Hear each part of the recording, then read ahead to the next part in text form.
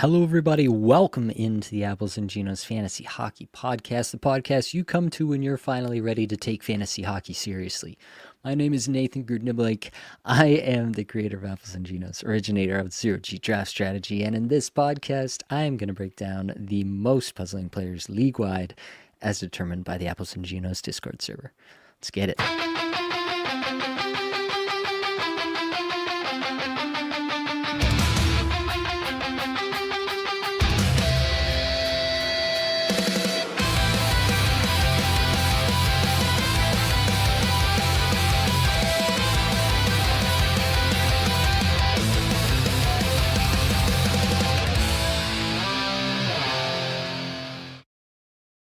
Welcome on in, everyone, to another wonderful Monday of hockey and fantasy hockey. As a result, we've got lots of good stuff going on. This Buffalo-Florida game is a little drunk, and I'm here for that. It's a good time. Enjoying the Rasmus Dahlin share that I have currently.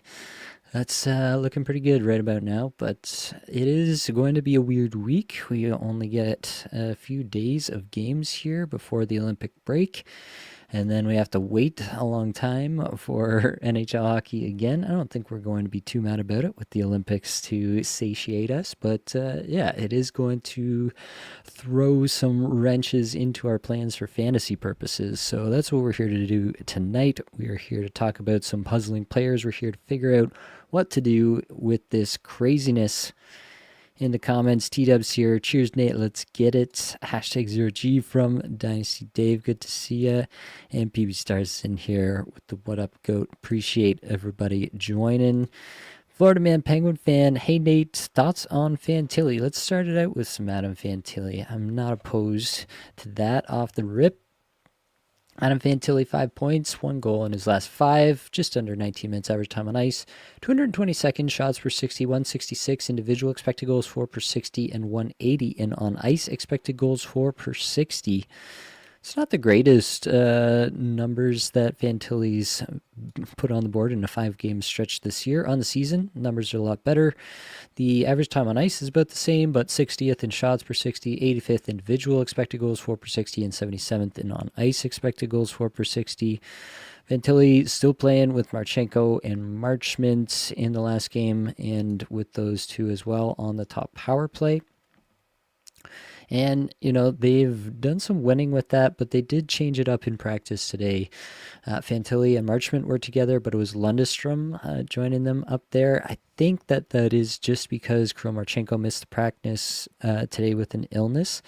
It looks like the other lines kind of stayed the same, so that makes you think that it's just because of the illness for Marchenko and they're not actually trying to shake up the lines. So I think that we're going to get more of the same, and that's a pretty good spot for Fantilli to do his thing. It's annoying that his underlines are not so hot right now in the last 5 games here, but on the whole, I think he deserves some positive regression. The 9% shooting percentage, the 10.7% on ice shooting percentage, 57% IPP, and I mean, he's getting that right now, 5 points in the last 5 games, as I mentioned. So I like Fantilli. The last little stretch is not great. I want to see it bounce back. I think it will, honestly. I think this is probably just a little stretch where the puck was going in for them as a line, and so maybe there's a slight corresponding dip in the underlying numbers there. But obviously, over time, you want to see that bounce up and get the best of both worlds where you're getting the counting stats and you're getting the underlying stats as well. So good stuff from Fantilli on the score sheet. Not so great on the underlying stats. Something to keep an eye on for sure, but as long as he's getting line 1, power play 1 with Marchenko alongside him, I'm going to be pretty excited about his ceiling rest of season. All right, the most requested player by the Apples and Ginos Discord server was Moritz Seider, who has 3 assists in his last 5 games here. Now, Seider has skated almost 28 minutes a night in the last 5 games, so it's not for a lack of minutes that he has gone goalless here in this stretch, but it's, I I mean, it's not great. 99th shots per 60, 90th individual expected goals for per 60, 38th and on ice expected goals for per 60 is pretty solid stuff. But yeah, it's not what you were hoping for in the last little bit from Moritz Seider. Having said that, Seider's had a terrific season, ranks really highly in just about every format because of his multi-cat contributions. He has not scored a goal since December 28th, so over a month now, which is probably contributing to some fantasy managers, wow, can't speak. Fantasy managers' consternation with him as of late. He is still on a 10 goal, 54 point pace. Those would be career numbers for Moritz Seider. 40% IPP, 5.9% shooting percentage, 12% on ice shooting percentage. Honestly, I kind of feel like this is maybe just a bit of who Mo Seider is. I think he's a little bit more defense first than offense forward, and I think the Wings are pretty okay with that. I am tempted to just say he is what he is. Now, the weird part of this, obviously, is that there's been some experimentation. I didn't see what exactly happened with these power play lines in this game against the Avalanche there. Maybe somebody in the comments did, but I did see that Gustafsson got some time with the top unit. Seider got some time there too as well. Gustafsson did play on the second unit with ASP, and so, well, actually, they kind of just messed it all up because they ran JVR, Larkin, Raymond with Gustafsson, Sandy, and Pellikka, it looks like. So I don't know exactly what went on in this game, and probably something I'm going to have to dig into and actually figure out. Seider has been on power play 1 for like 90% of the year. I don't think that's going to necessarily change. I don't think Gustafsson is the guy to unseat him.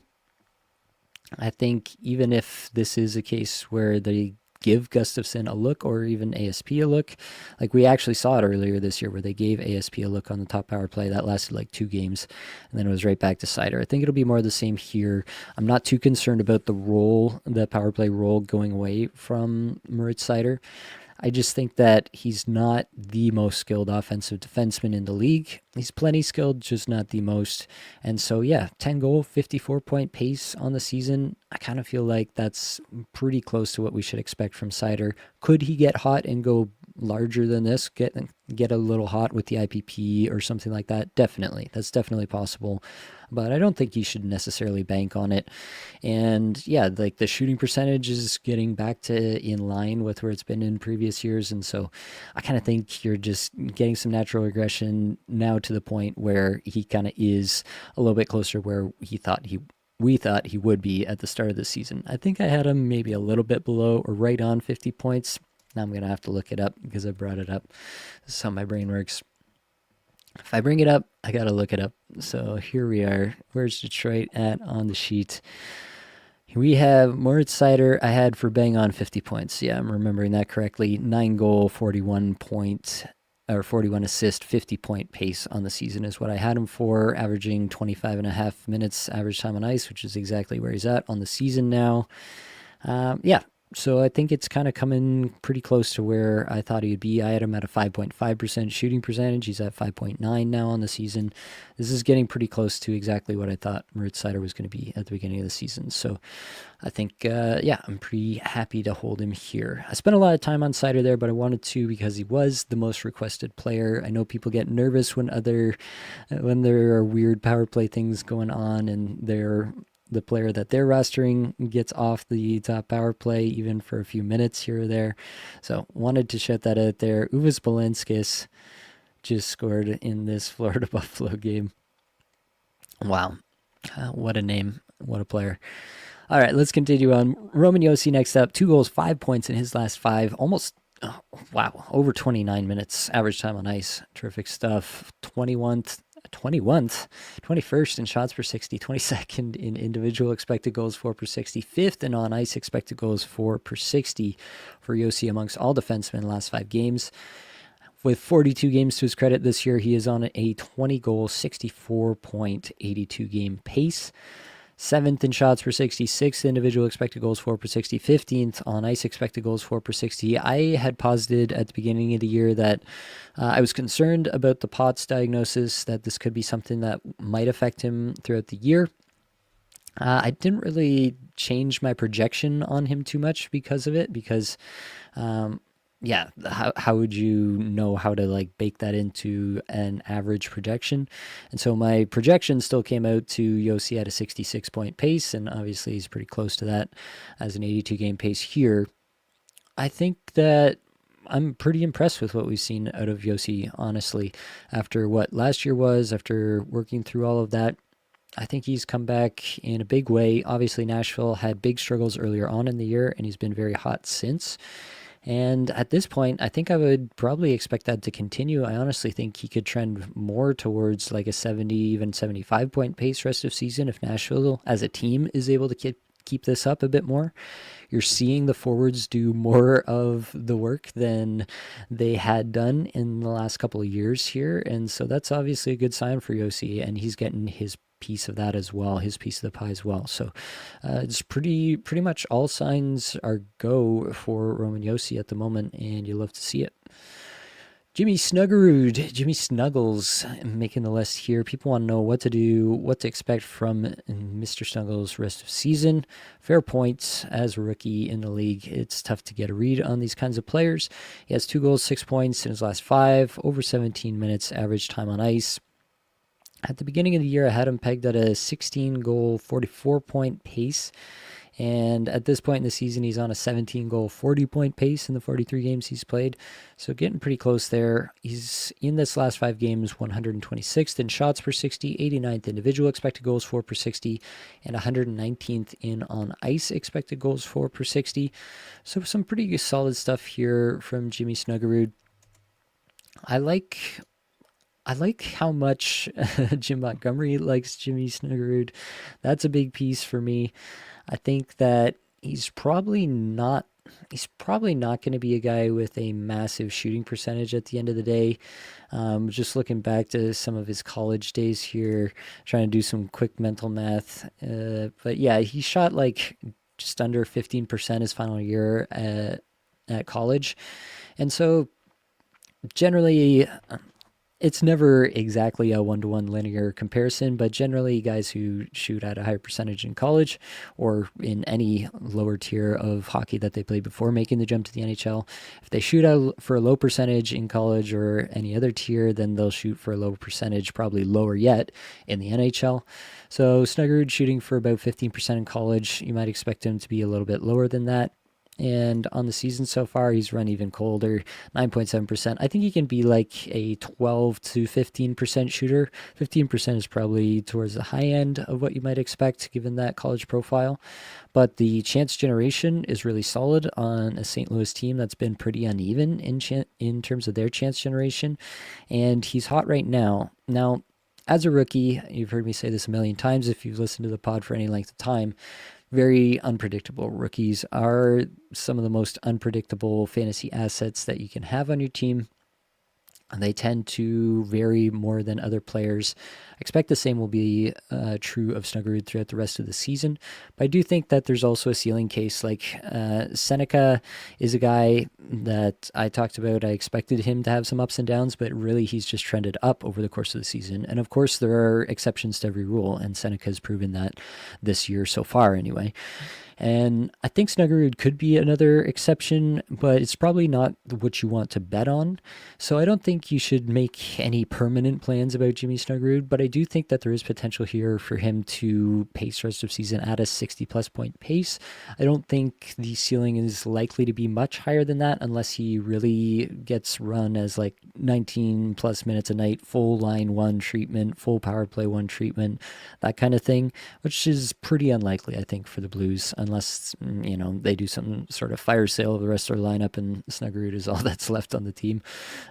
So yeah, that's kind of where I'm at with Snuggerud at the moment. I think there's a lot of potential here, but I would preach some caution just given it's a rookie player and not the best situation in the NHL. It's a decent enough one, but it's not the best.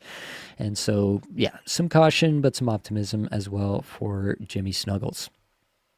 Philip Forsberg, next up here, he has a goal, 4 points in his last 5, over 19 minutes a night, 27 shots per 60, 38th individual expected goals, 4 per 60, 7th in on-ice expected goals, 4 per 60. Really good stuff there. He does have a power play assist in the game here so far. And yeah, I think that Forsberg is all the way back here. I think I said a goal and 4 points. That's actually 3 goals and 4 points in the last 5 games here for Forsberg. I read that backwards. There was a point not that long ago that his underlying numbers were not looking that great, but they've bounced right back. His numbers on the season look terrific, as they usually do. I think his current 33 goal, 65-point pace that he's on for the season will probably trend even more positively from here on out, similar to what I said about Roman Josi. I think he can shoot more than the 13.4% that he's currently shooting. I think the on-ice shooting percentage at 10.4 can definitely trend up higher. Like Josi's at 11.6. I think Forsberg should be able to hit at least that. So I think there's actually a lot of headroom here for Forsberg to hit a 75-ish point pace rest of season, especially if this 19-plus a minute a night treatment holds up. And it seems to be working for them right now. He's been playing a lot with Ryan O'Reilly atop the lineup, and that's really working for them. I expect that to continue unless they start to get into trades and whatnot. Barry Trotz announcing his retirement at the end of the season here today. I don't know if that really changes the outlook in terms of what they might do or not do at the trade deadline or anything like that, but as of right now, I feel pretty confident in what Philip Forsberg offers for rest of season. Mason Marchment, 4 goals, 5 points in the last 5 games. Of course, most of that came in that hat-trick game. Just under 18 minutes average time on ice, 204 shots per 60, 279 individual expected goals, 4 per 60, 206 in on ice expected goals, 4 per 60. He's not been on the top power play for all of this, so that explains a little bit of it, but it's fair to say, I think, that it hasn't been, outside of maybe that one game, it hasn't been the smoothest of sailing on that top line, but it really does seem like Bonus is committed to giving it a good try. The Blue Jackets are winning with Marchment on that line, with Marchenko and Fantilli, so as long as that continues, I'm going to remain bullish on Marchment, just because, I mean, we've seen this guy have a great season in the past. If he's going to be treated as a line 1 power play 1 asset, wouldn't be surprising to me if he has another great end to the season here, and that's something that I can get excited about for fantasy purposes. So, if the deployment changes, I wouldn't hesitate to move off of Marchment, but while he's here, I'm pretty into it. Dylan Guenther, a couple of assists in the last 3 games for him. Had that injury that caused him to miss a little bit of time. 17 minutes average time on ice. I'm not going to read too much into his recent stats here, but on the season, terrific stuff. 6th in shots per 60, 25th individual expected goals, 4 per 60, 47th on ice expected goals, 4 per 60. He's been the guy that they've just moved down the lineup to help get some secondary scoring basically out of other lines, and he's been able to do it. Just tremendous stuff. 37 goal, 70-point pace in the 53 games that he's played on the year. Playing with Michael Carconi, the Italian Stallion, as Blake likes to call him, and Jack McBain. So that's obviously not a great spot for even strength production, but Guenther, I think, is elite enough to make it work. 71% IPP. It really feels like he's kind of come into his own this year. I would love to see him, get a full complement, 19 plus minutes, as I've talked about with some other players here. I would love to see what that looks like for Dylan Guenther, because I do think this is a guy who could tickle 50 goals in a season if given all of the above in terms of deployment and line mates and everything. So I'd love to see it. I don't think we're going to get it this year, especially since they've been having some recent success going this route with the lines. That being said, I think that this is probably where Guenther lives most likely in this 37 goal, 70-point pace range that he's on currently. I think that's probably where he lives. I think there's still some headroom, though. Given the deployment here, I don't think it gets much worse for Guenther in terms of deployment, and so if it gets better, then that could be even better for fantasy. So obviously, still pretty in on Dylan Guenther. Darren Radish, unbelievable. This guy just keeps filling the net. 4 goals, 7 points in his last 5 games, over 26.5 minutes average time on ice, 3rd in shots per 60, 5th in individual expected goals for per 60, 11th in on ice expected goals for per 60 on the season. A 28-goal, 85-point pace, 5th in shots per 60, 7th individual expected goals for per 60, 5th on ice expected goals for per 60, 59% IPP, 12.9% shooting percentage, 13.8% on ice shooting percentage. All of that's super high, but the underlying numbers are so good here as well. Big minutes. Hedman has come back, but I think that at least for the next little bit, they're going to slow play him a lot, and Radish just continues to rack it up. I don't see how Radish is going to come off the top power play unit. Even like this top pairing usage, if it's working, like why would they put so much stress on Hedman if they don't need to? They're doing well in the playoff race. I just don't see an immediate reason why they would move away from Darren Radish when things are going so well. Now, that being said, there is some obvious signs of regression in the luck metrics here, the IPP, the shooting percentage, the on-ice shooting percentage. I think he is definitely in a position there in Tampa Bay as the trigger man on that power play, getting sweet passes from Kucherov all the time, where he can be a guy who is just really efficient, but this is probably a little bit beyond even just really efficient. This is probably into fully unsustainable territory. But honestly, like, even when he gets that regression, what is he coming down to? Like a 20-goal, 70-point pace rest of season instead of a 28-goal, 85-point pace? Sure. Still, you would sign up for that right now. So big fan of Darren Radish. I don't see it going away anytime soon. Even when it regresses, the underlyings are so good here. It would take something pretty wild for it to change significantly in my mind. The other side of that coin is Victor Hedman. He returns for this outdoor game. Obviously, great story for the Lightning, and he gets a few games here to get himself back in shape for the Olympics. He only plays 10 minutes, 18 seconds in this game. They're obviously slow playing him. Outdoor rink, weird ice. You don't want to take any chances with a guy who's dealt with the same injury twice already this year. Makes total sense. I don't think they're going to overplay him in the final 2 games they have this week. They play Tuesday and Thursday this week. They're going to play Florida on Thursday, and we all know what Tampa Bay, Florida games have been like this year. Again, I don't think they're going to overplay Hedman in that game and let Florida just take a bunch of runs at him. I don't think that's going to happen. So yeah, I just expect that'll be kind of a slow play for Hedman coming back into things before the Olympic break here. After the Olympic break is where we'll really see what they want to do with him. My expectation at this point, like I said, with Radish, why would they change something that's working so well? I expect Radish and Moser to continue to play more top pair minutes, even at even strength, and Hedman to just be used as a really, really good kind of second pair guy, a guy to hold leads, stuff like that. So I think it'll be over the 20-minute mark, but maybe not by a whole lot in terms of his average time on ice after the Olympic break. And that'll probably lead him into a 40-ish point pace rest of season. So rosterable for fantasy, I think, definitely. But definitely, that power play is where you make all the bacon in Tampa, and he's not going to be there if Radish continues this torrid pace. So for now, at least, I think Hedman is more of a back end of your roster kind of defenseman, which is unfortunate for Hedman rosters, but that is where we are at the moment. All right. Let's get back to some comments here. T-Dub. In my Keep 5 Cats League, goals, assists, power play points, shots on goal, shorthanded points, hits, and blocks, should I trade?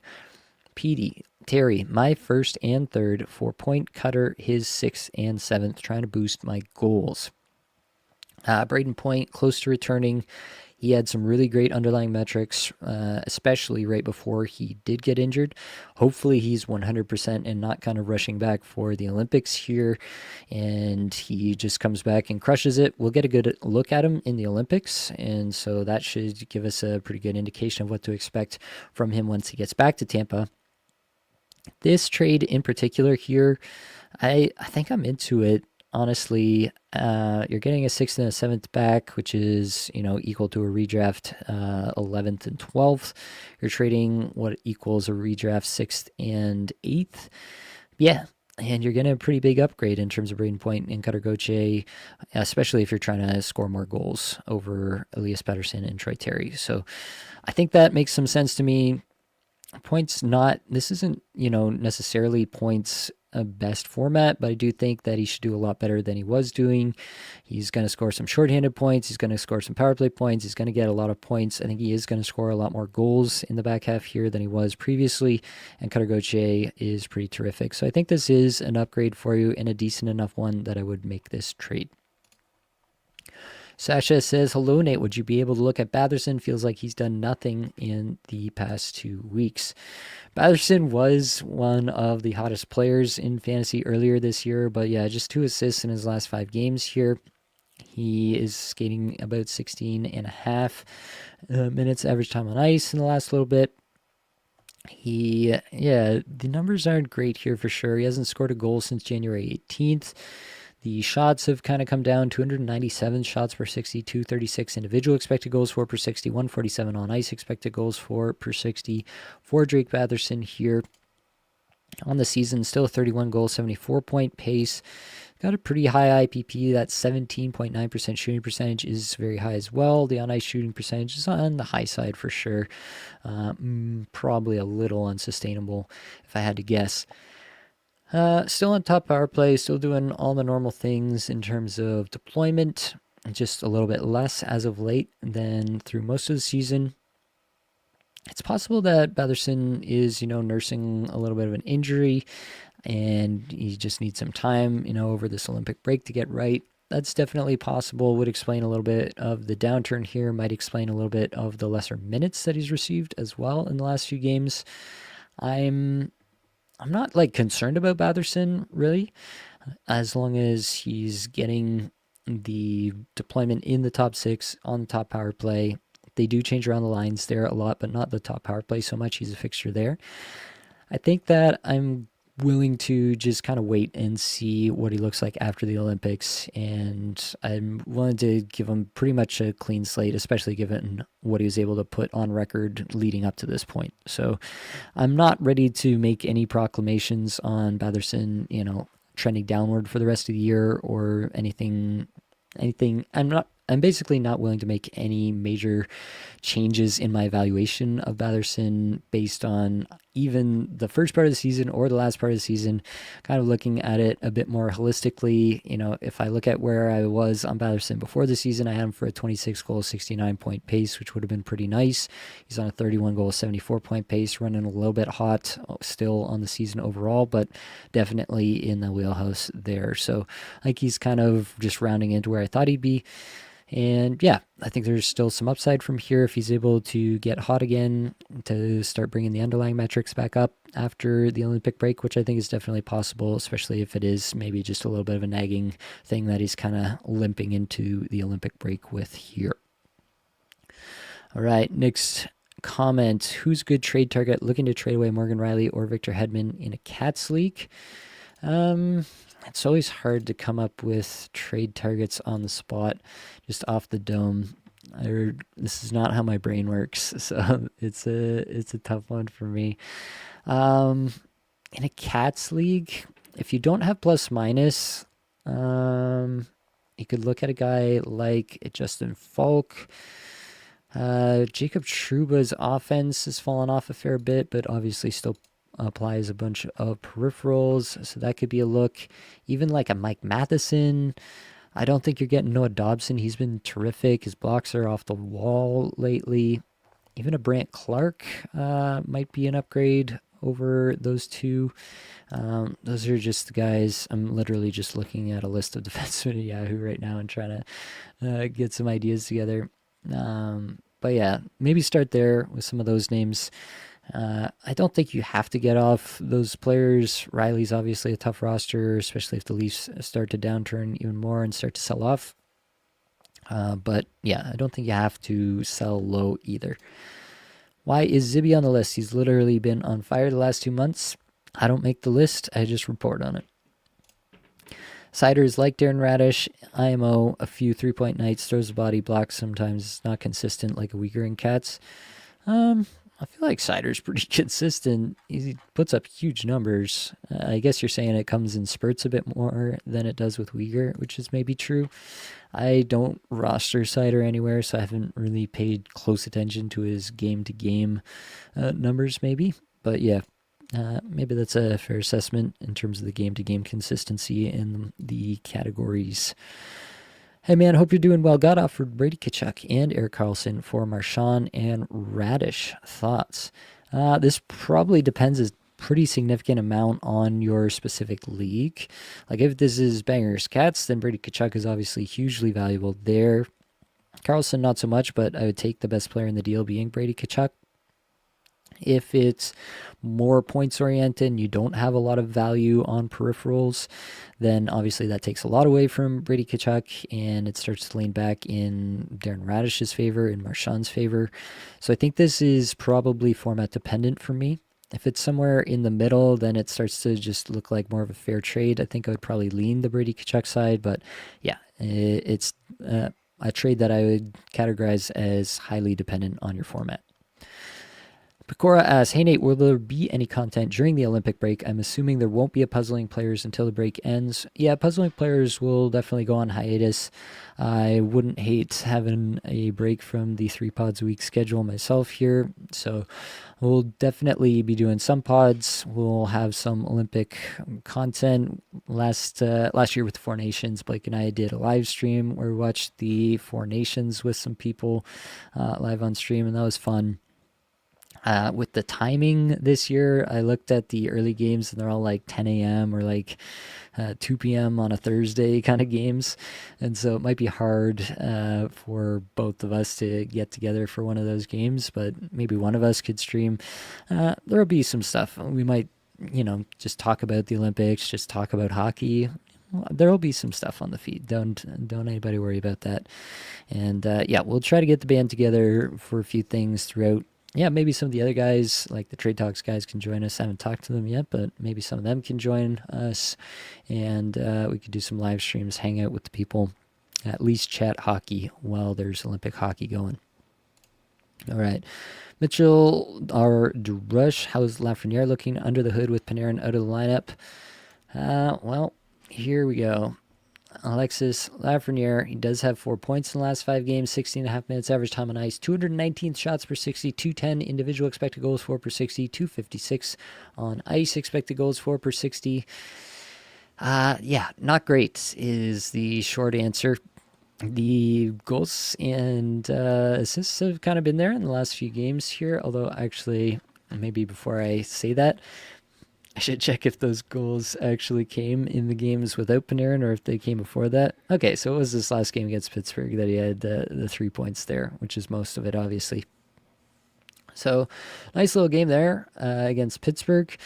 I am honestly pretty down on Lafreniere. I think that his kind of one good year that he had where I think he paced around 60 points, 30 goals, 60 points.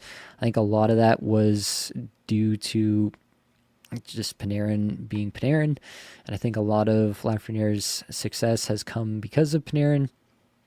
Something to monitor moving forward, as obviously he's not going to play with Panarin anymore. If he's able to do some stuff on a more consistent basis, a 1-3 point game is nice, but can he start to string together more consistency, which has always been a problem for him? If he's able to do that in a little bit more of a sample size, then I'm willing to, I'm always willing to reevaluate my opinion of a player. But how many games has Alexis Lafreniere played in the NHL at this point? It's been a while, is what I think we can safely say. And Lafreniere is no longer the most recent number 1 pick. He's 24 years old. He was drafted first overall in 2020. He's played 436 career games. Starting to wonder if this is just he is who he is. And who he is a guy who's maybe streamable some weeks. All right.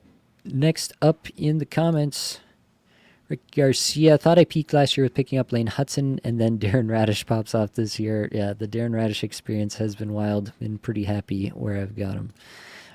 Simon says, hey, Nate, curious how you pick the sample slash stats for evaluating performance. Example, why 5-game sample instead of, say, 10? And also, what made you start evaluating players based on the metrics in the table? Great meta question. I'm always into this. So 5-game sample, I think you have to find the balance between evaluating how a player is doing right now, like in the moment, be in the moment, and also have enough of a sample size for it to actually mean something. And so that's what I'm trying to get at with the 5-game sample. There's probably a better statistically significant number of games or number of minutes that we could use. 5 has anecdotally seemed like the right number to me, and that's why I personally have started using 5 games played as my, most recent amount of games to evaluate a player by, because I do want to know how they're performing right now. And the last 5 games is basically, 2 weeks, 10 days, 12 days, kind of in that range for a lot of players because of, just how the schedule works out. Most teams play 3 games a week, sometimes 4. So you get into that kind of 10 to 14 days of hockey range. And that feels like, how is a player doing right now? Let's look back at the last 10 to 14 days. That should give us a good idea. So that's how I came to the 5-game sample and why I'm using that.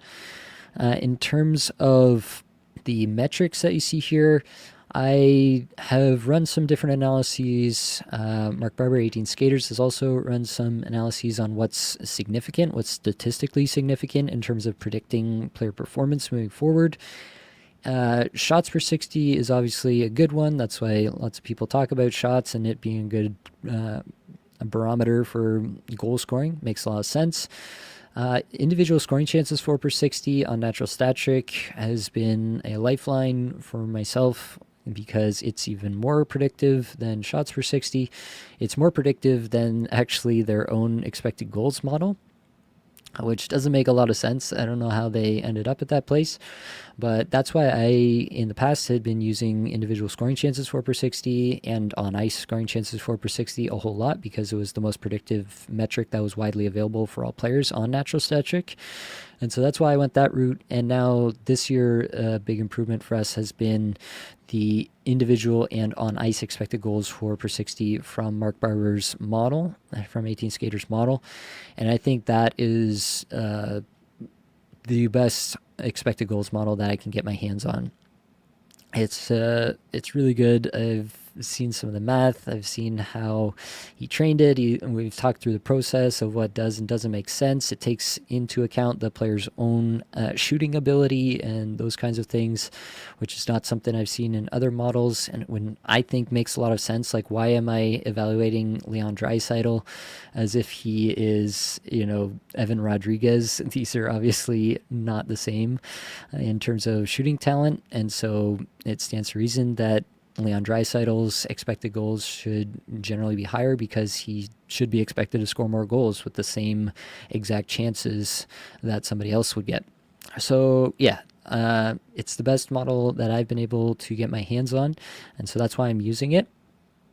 And I think it's been really helpful this year, and I really pay attention to when it differs from the scoring chances 4 per 60. I don't know if there's a good example on the screen right now. Yeah, like for example, Morgan Geeky, 173rd in individual scoring chances 4 per 60, or last little bit, that doesn't sound so great, but 82nd in individual expected goals 4 per 60. So there's a pretty big difference between those two numbers. And the expected goals is more predictive than the scoring chances 4 per 60. That tells me something. If this was flipped, that would also tell me something. That would tell me that he's getting scoring chances, but he's maybe not hitting the net as much.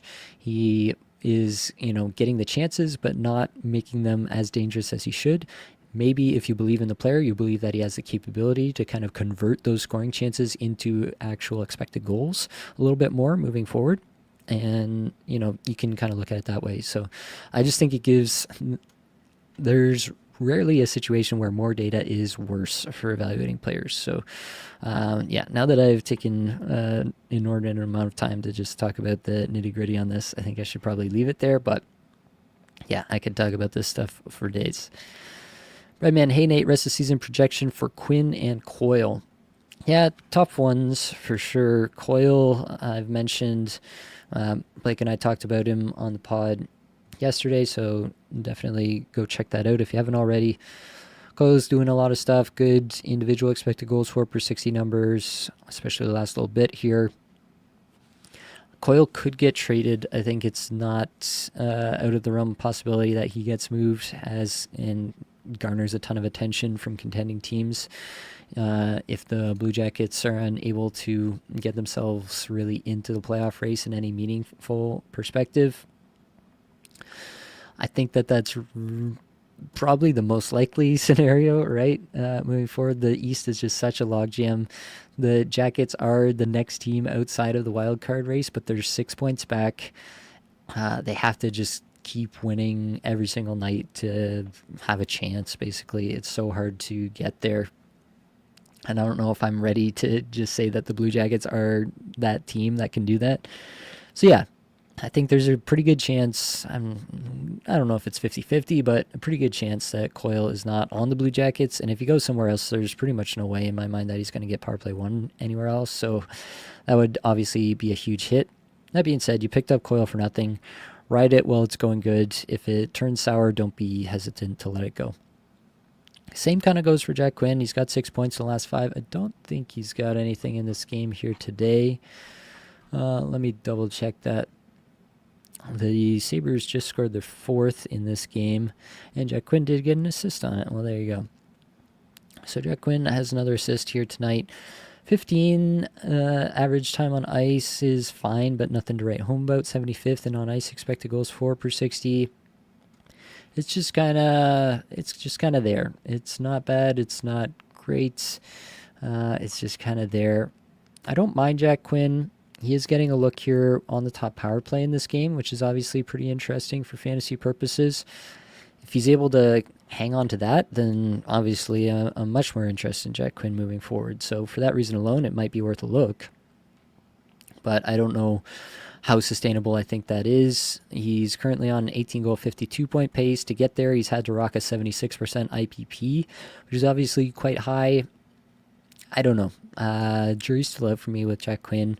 I think he can be a 50-ish points kind of streamer level player, but I don't know that he's a player that I'm going to bank on and say, yeah, he's definitely going to keep this up or even do a better rest of season. Want to see if he gets that power play 1 time and maintains it for any length of time, because obviously that would have big effect on his potential. Can you take a look at Trocheck under the hood, holding right now in hopes he gets moved to a new team? Trocheck, friend of the show, Vinny Tro, definitely somebody we don't mind taking a look at. 4 points in his last 5, 21 minutes average time on ice, roughly. Underlying numbers pretty terrible. Panarin goes away, and no surprise. They've been bad numbers on the season. He's still on a 70-point pace. I think that comes down. I think there are scenarios in which it gets better for Trocheck. And by better, I mean a better environment than he's currently in, with Panarin away from the team, not with Panarin on the team. Like, there's been rumors about the Wild, right? Like, if he goes and he centers Kaprizov and Zuccarello for the rest of the season and plays on a top power play potentially, yeah, that's a pretty good situation, obviously. I'd be pretty excited about that if I was rostering Trocheck. But I think that's like the scenario, and there are a lot of other scenarios in which he's more of a 2C, more of a power play 2 guy. And I think that's more likely than him going to a spot where he's the guy. So yeah, I'm a little concerned about Trocheck for sure. I think it's pretty likely that he gets moved if the Rangers can find a suitable dance partner. Can we take a look at Chinikov? Could Misa be a sleeper later on this season? Thank you in advance. We could throw a couple more in here for sure. Misa's got 3 points in his last 5, 12.5 minutes average time on ice. That's not going to cut it. The underlings are not good, all in the 200s. Misa, to me, I think it's possible. Like, obviously, big pedigree, big OHL numbers. We all know what the kid's capable of at lower levels. I think we really need to see him play some more significant minutes than 12.5 minutes on ice before I'm going to get excited about it. Yeah, I just don't see why they would need to at this point. Like, they've got their power play set. They seem to like what they've got going on with their top six, and Misa doesn't really fit into that currently. And so they seem pretty content to let him sit in the bottom six, kind of learn the game from back there. And yeah, I just don't see the ceiling case for Misa this season. Obviously, things can change. Maybe an injury moves him up the lineup, whatever the case may be. There's definitely ways that changes. But yeah, I think it's a talented player. You're right to be interested, but unless the deployment changes significantly, don't think we can really rely on anything for fantasy there. Igor Chinnikov, 3 goals, 4 points in his last 5. He scored again tonight. I saw that before this game started. Anything else going on? A goal and an assist tonight, so he remains hot there for the Penguins. As I streamed Anthony Mantha, it was obviously Chinnikov that you had to roster, and should have known, I guess. Anyway, Chinnikov playing with Malkin and Novak at even strength. He's on the second power play unit. 59 shots per 60, 14th in individual scoring chances for per 60, but 124th in individual expected goals for per 60. So again, that's another scenario where the chances are there. He's got to do a little bit better job of converting on them, but the ones that he did hit the net with, he scored on. So that's a good sign for sure. 63rd in on ice expected goals for per 60. Can't say enough about the job that Dan Muse is doing in Pittsburgh with all these young players and kind of misfits like Anthony Mantha that were passed over in other spots. Unbelievable work. Probably my Jack Adams winner at this point if I had a vote. So Chinnikov, it's hard to say that this continues without actual top line or top power play time. At 15 minutes a night, I don't think it does. But yeah, it's a data point for sure. We've seen him have little streaks in the past. I would love to see this turn into a little bit longer of a streak where at least, even if the counting stats don't remain high, the underlying stats do. And if that were to happen, that would be pretty exciting for me in terms of projecting him moving forward. You know, Pittsburgh, their position in the standings, they're second in the Metro right now. If something changed there, I should have mentioned that about Columbus. Because they're in the Metro, they're 6 points back of the wild card spot, but they're only 4 points back of the last spot in the Metro. So it's a lot closer race in the Metro than it is actually for the last wild card spot because the Atlantic is so stacked. That all to say, if Pittsburgh continues the way they are, then Raquel and Rust probably stay on the team, and that means that Chinnikov doesn't get that look higher up the lineup for much time. And so that's probably what he would need to actually sustain fantasy relevance for the rest of the season. But again, good data points here. How many streaming spots do you like to hold? I've only got one while running 3D and a couple injured or out players coming back after the Olympics. I've been trying to make some 2-for-1 deals. No luck. One is okay. I would like to have 2. I've gone up to 3. I've gone up to 4 and then been hoping that some of the streamers turn into holds, just because of injuries usually is when that happens. So yeah, I think ideal probably around 2, plus or minus 1 or 2, 1 in either direction there, maybe, depending on your league. I'm kind of assuming a 4 ads per week kind of structure there. If you have more ads per week, then you want more streaming spots as a result. That just logically follows. So yeah, that's where I'm at on that. What's going on with Barzal? He looks crazy good lately. I did see that Barzal had an assist here earlier. I don't know if he's got any more. I haven't checked back in. No, just the 1 goal for the Islanders so far. Barzal has 3 goals, 5 points in the last 5, 17.5 minutes average time on ice. Underlying stuff, not special. Yeah, I think it's just a hot streak. He'd been cold. Now he's going hot. Not too much to see here, honestly. I don't think I'm changing my evaluation of Matthew Barzal based on what's happening at the moment. Who do you like as your last D between Klingberg, Parekh, Rinzel, or peripheral guy like Verhervary, McNabb, or Chernak? Cats with hits, blocks, plus minus. Oof. That is rough. It really depends what you need, right? Like, that that is exactly what you should be doing with your last D position, is looking at what you need on your team and trying to pick somebody up who is doing those things for you. So if you need, more power play points, then maybe Klingberg is that guy. If you're fine with plus minus, or you're punting plus minus, then you don't mind that Klingberg might not have a great plus minus, or Perek might not have a great plus minus, and you're willing to kind of take that swing there. So yeah, I think that kind of depends there. I like Klingberg there probably the most, as long as he's on the top power play. Yeah, as long as he's on the top power play, that's probably who I'm going with. So probably Klingberg, but I don't mind the bangers guys if that's what you need the most in terms of you're losing those categories every week and you need to kind of make some adjustments that way. PU stars Hudson over Lacombe in a keep 3 format, points only. Yeah, I think you got to go Lane Hudson there. He's having a monumental season. Brady McLaren, 14-man ESPN regular points league. Should I drop Duclair for Buchnevich long term? Yes, I would probably do that. All right, back to the list. I'll try to sneak through this and close it out. We did have Perek and Barkov asked about. Obviously, they haven't played in the last little bit, so they don't show up in the sheet for me here. But Zane Perek coming back for Calgary. I don't know why they would call him up from the AHL to not play him. I think they're going to play him. I think they're going to play him on the top power play. Obviously, that hurts Uyghur.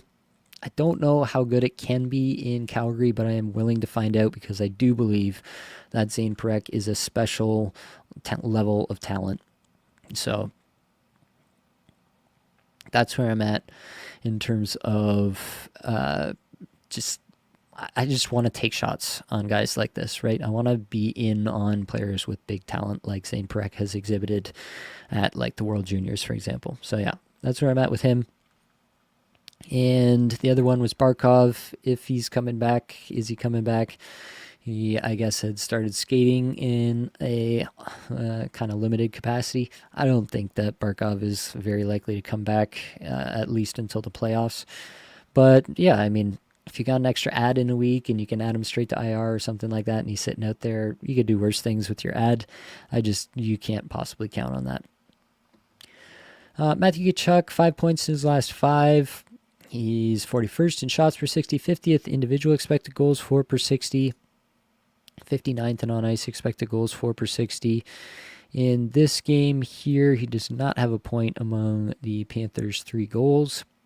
And 18 minutes average time on ice, which is good, not terrific. Playing on the top power play, playing with Bennett and Verhaeghe at even strengths.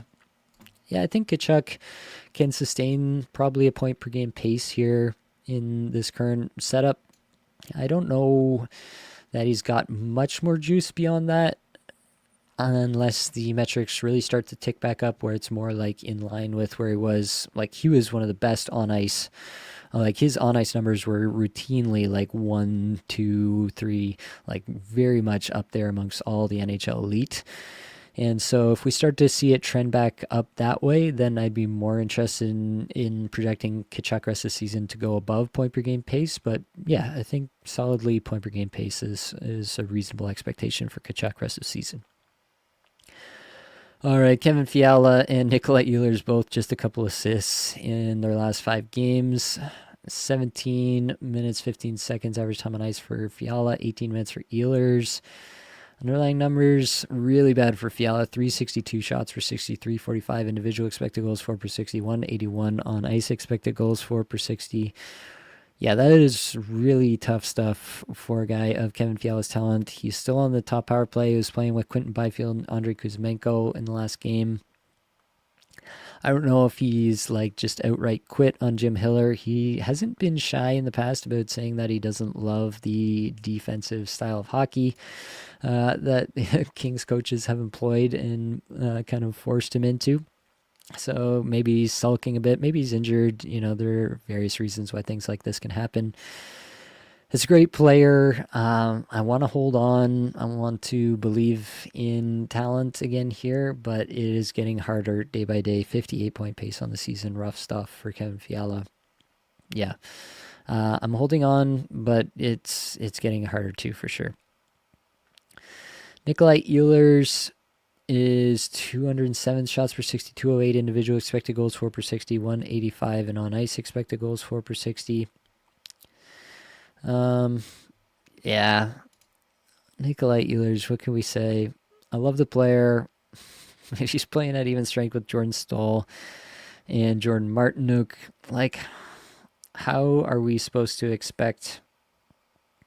How can we honestly expect anything here in terms of fantasy output? He's on the top power play in the last game. Yeah, that's nice.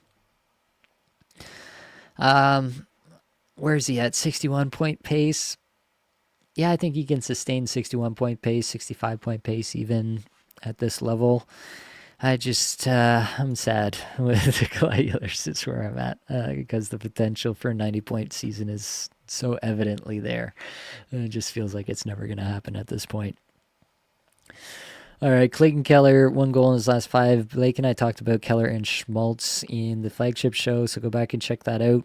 I'm not too worried here. The power play needs to get better. That's a big chunk of what's going wrong for Keller's fantasy output this season. But he's still 29th in individual expected goals for on the season, but only has 24 goals to show for it. I think his goal scoring is going to come up. I think he should be at least a point per game player rest of season with headroom for more if the power play starts clicking again. Because Zibanejad, 2 goals, 4 points in his last 5, 22.5 minutes average time on ice, tons of minutes now. 86 shots per 60, 189 individual expected goals for per 60, 122 and on ice expected goals for per 60. I've been saying I don't think Zibanejad is going to go anywhere. I think the contract is probably too spicy for anyone to actually acquire unless the Rangers were to, actually take some part of that salary back on themselves, which I just feel like is pretty unlikely. So yeah, I think that Zibanejad probably just starts to trend down a little bit from this 34 goal, 78-point pace. Take Panarin off that top power play. It'll be obviously less effective without him there. I think he can have a solid rest of season, but it's going to be tough for him to have a great rest of season at this point. Matvei Michkov has 3 goals, 4 points his last 5, under 14 minutes average time on ice still, 8th in shots per 60, 34th individual expected goals for per 60, 13th in on-ice expected goals for per 60, and yet we're still getting Rick Tocchet doing spots on local radio talking about how he showed up to camp out of shape. Please make it make sense. Why don't you just work with the player instead of basically tattling on him to your local media? Doesn't make any sense. Matvei Michkov, I fully believe in this player. I believe that this player has 90-plus point talent in the NHL. I just don't think it's ever going to come to fruition while Rick Tocchet is the coach there. Things could change. I just have zero confidence that they will, at least for this season. So for that reason, I'm mostly out on Michkov other than just as like a streamer in any given week. Morgan Geekie has 6 goals and 8 points in his last 5 games, and just turning back the clock to the earlier part of the season where things were going so well.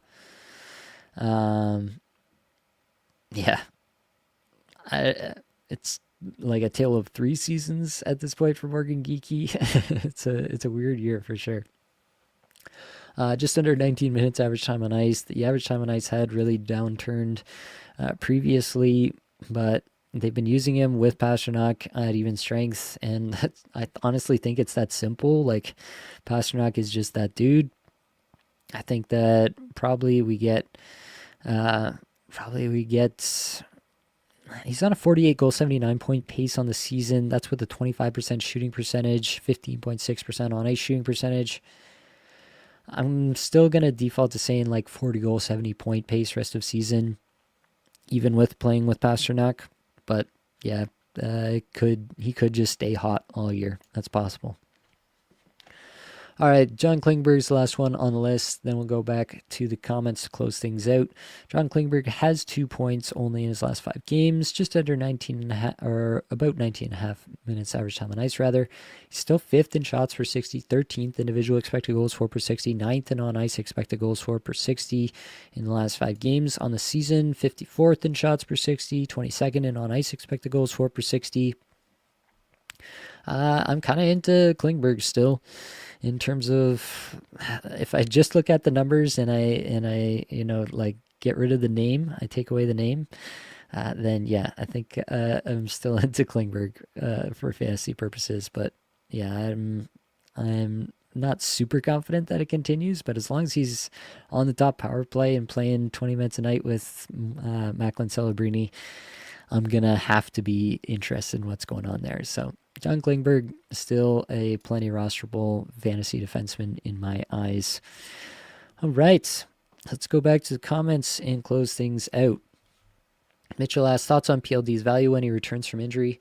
Really tough to say when a player comes back from a big injury like this. Might take him a long time to ramp up. We see that pretty commonly with players who miss a lot of time. There's also a chance that he goes on the top power play and kind of crushes. There's definitely a wide range of outcomes, but yeah, I think most likely, most likely still he's somewhere around, what I projected him for at the beginning of the season, which was a 19-goal, 56-point pace. I think that's probably the most likely scenario when he comes back, but it could be better, it could be worse. There's definitely a wide range of variance around that because of the injury here and because the Capitals might just decide, hey, we need this guy actually to play more minutes. We need him to improve things, especially on that power play, and that's possible. Pretty interesting look, actually. I'd be very interested to see what PLD does when he gets back. How sustainable is Bouchard's offense? Is it worth trying to trade him right now at max value? You can, for sure. Like, he's on, I think, like an 89-point pace right now. That's probably the upper limit of what he's going to hit.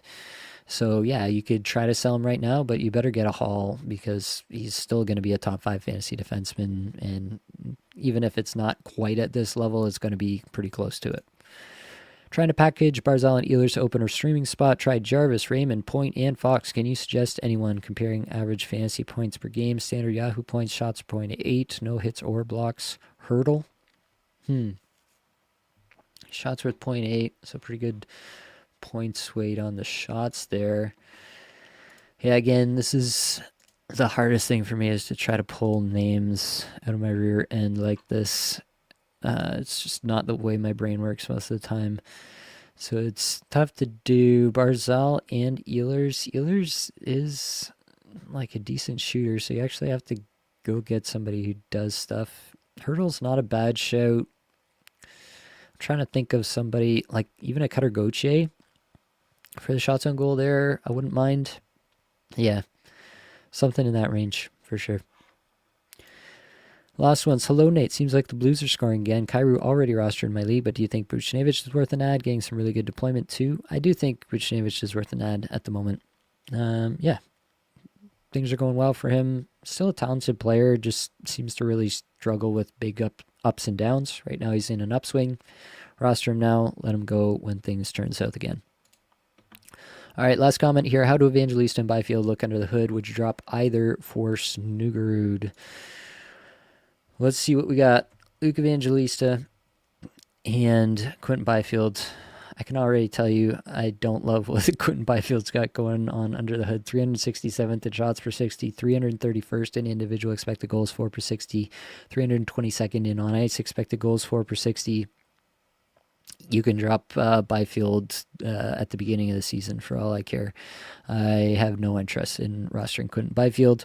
Luke Evangelista I still like. They have played around with his role a little bit more. He was taken off that top Ryan O'Reilly, Philip Forsberg line. And in the last game, they put Jonathan Marchessault on the top power play instead of him. And so that's obviously going to hamper his value. I still think as a player, like just in terms of what I think they're capable of this season in their current environments, I would still take Evangelista over Byfield though. So I would drop Byfield and I would absolutely pick up Snuggerud. Jimmy Snuggles for the win. All right. I think we have made it to the end of another Puzzling Players episode. Thanks everybody for being here. That is going to be all that I've got for this episode. Hopefully it brought you some value, helped you get a little bit better at fantasy hockey today. All the advanced stats you heard today came from Natural Stat Trick and 18 Skaters. Many thanks to Matt Creamer for supplying music for the podcast. That's it, folks. Much love.